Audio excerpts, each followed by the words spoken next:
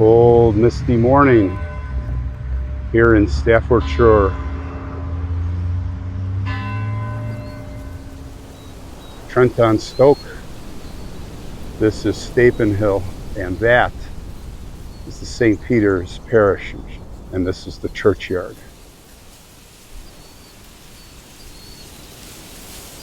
I'm going to be talking about vampires today.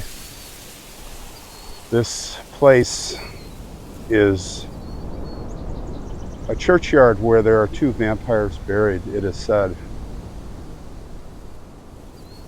This once the site of a medieval church going back to the Anglo-Saxon times. Now this church built upon it 1881.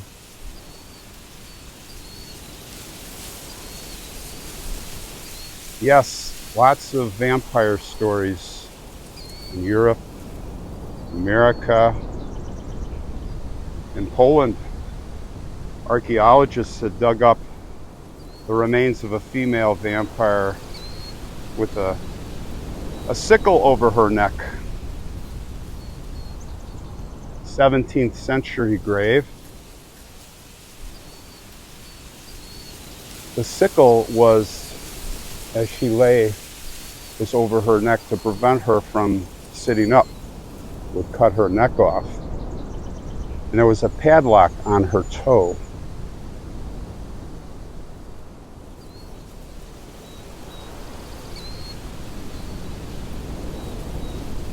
Archaeologists are also unearthing even now skeletons with big stones or other objects lodged in their open jaws.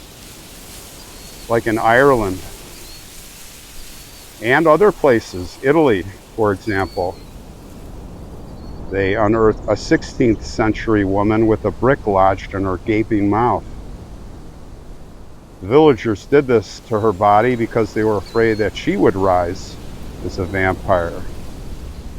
Her body would have to stay dormant under the soil after burial. Her sign of this vampiress would be that she would awake and then chew through her burial shroud.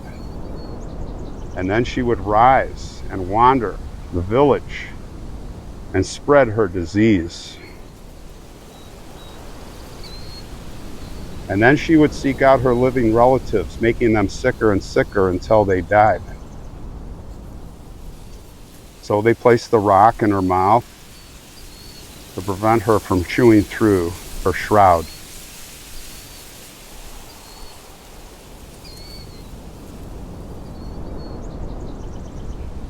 And in the United States, we talked about in Vermont, we went to Woodstock, the ransom boy, a vampire who they exhumed, and they brought his heart, they cut his heart out and they brought his heart to the forge in the village green, and they burned it on the pyre. And then in Chicago, the story of the she-vampiress at Rose Hill Cemetery, we told. And they cut her lungs out, and the blood on her face. So many stories, but yes, here in England too, we have the stories. And they go even farther back. From corpses found that were strangely undecayed with the clothes over their faces stained with fresh blood, they would cut the heads off and lay them between their legs, was the tradition. They'd cut the hearts out, they'd burn them too. Medieval chroniclers wrote, in such a case, an undead man tried to get into bed with his widow and nearly crushed her to death. In another, an undead priest gouged out his mistress's eyes.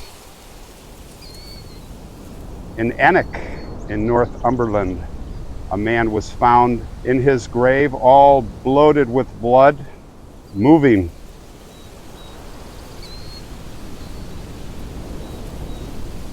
Writing in the 1190s AD, a chronicler named William of Newburgh recorded that cases of the walking dead are so commonplace that they are almost too tedious to catalog. But here in Stapenhill is perhaps the oldest and most horrifying chronicle of the beast who rose from the dead.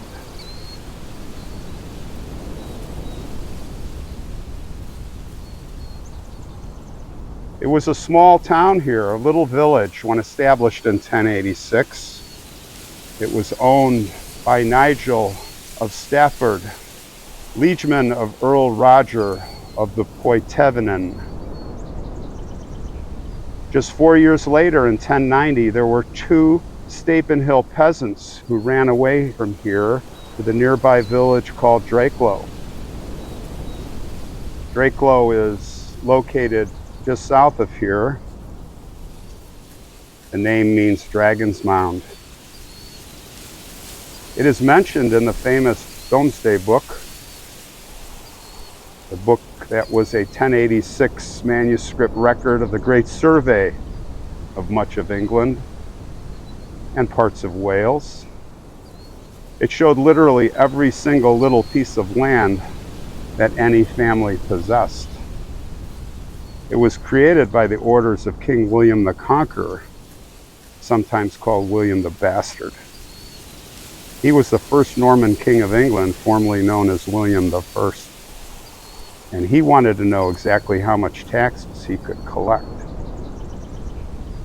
And that's why they did the survey. The book got its name from Judgment Day, when every soul would be assessed and its judgments would be unalterable. So anyway, these 2 peasants, they were trying to escape this oppressive regime here at this site from the local abbot, which was the head of this monastery for men. And there in Drakelow, they spread lies about the abbot. They told these lies to the owner of Drakelow, who happened to also be the same owner of here, Stapenhill, the Nigel of Stafford, who lived in the manor of Drakelow.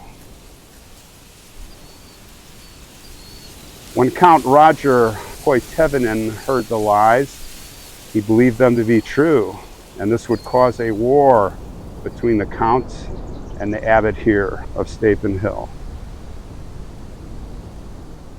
But as the war unfolded, because of their lies, both peasants were struck down dead. And their bodies were brought here and buried in the graveyard of this, what was the Saxon church. But they did not rest long. No.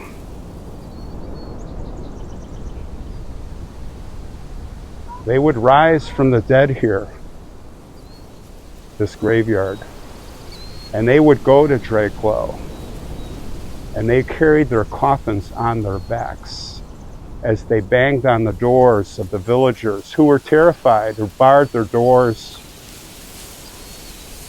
And they kept coming back night after night, yelling, "Come out.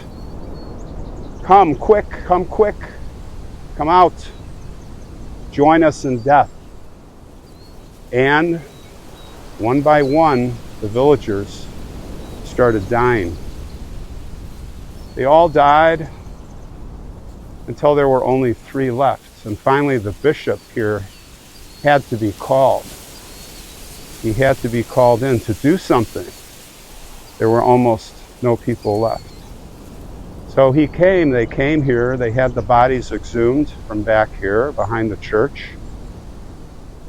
And they did the ritualistic thing that they would do in medieval times, and that is they would cut the head off, place between the legs, cut the heart out, and bring it to the forge.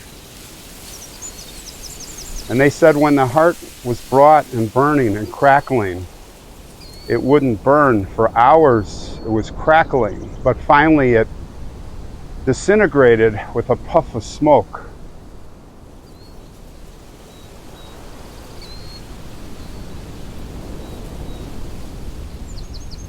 They stayed in their grave after that.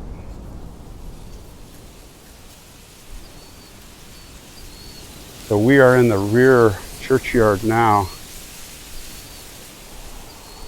Their graves are unmarked, but they're here somewhere.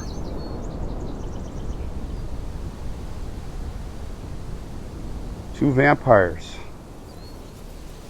in this soil. Even today in Drakelow, there is a field, a bad place. And people go there, but it is very haunted. And bad things have happened there.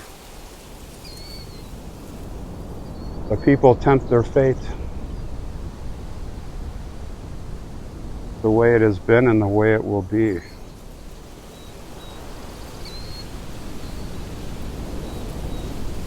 I wonder where they're buried.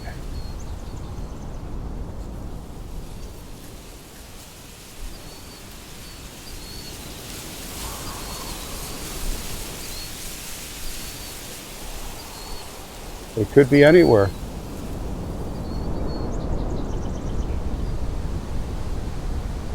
Could they be here?